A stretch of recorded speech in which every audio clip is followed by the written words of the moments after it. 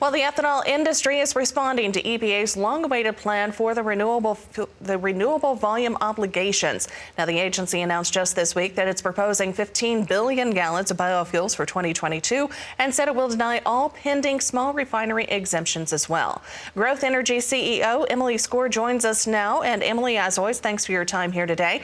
So the 2022 obligations, those were seen as a good move. Talk about the other aspects of the plan that weren't quite as palatable.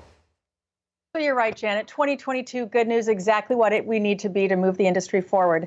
However, what they've done for 2021 and 2020 is very disappointing.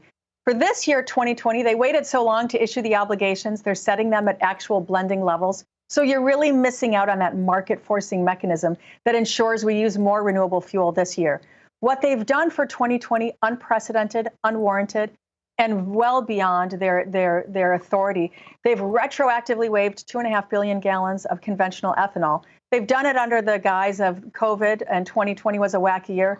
But there's no need for that because the renewable volume obligations have a built-in mechanism that accounts for fluctuations in fuel demand. So what they've done for 2020, it just prolongs uncertainty. They're reopening requirements set 2 years ago. We've got a lot of heartburn over that, and we will be expressing that in the days ahead in our engagement with the agency.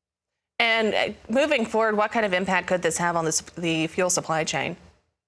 Well, what it really does is it prolongs the uncertainty. And you are rewarding those refiners who are recalcitrant and refusing to blend. So you're continuing to give them a pass. EPA has also continued to extend the compliance deadline. So they're really kind of giving a free pass to the refinery industry.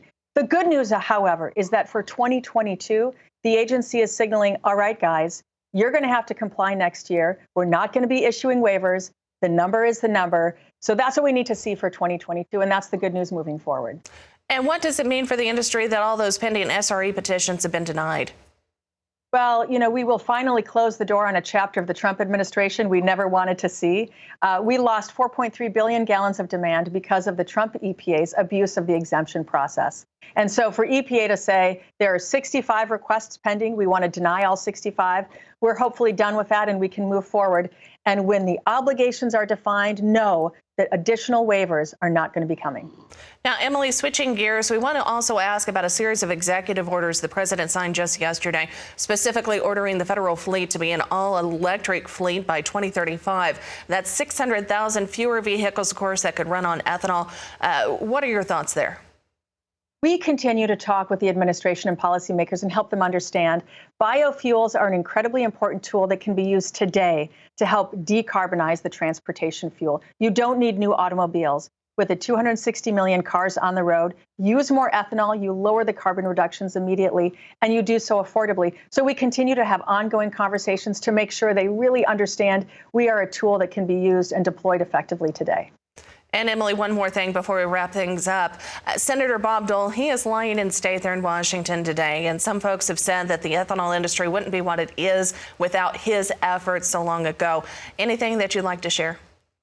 I agree with that. Senator Dole loved agriculture. He was a friend to farming.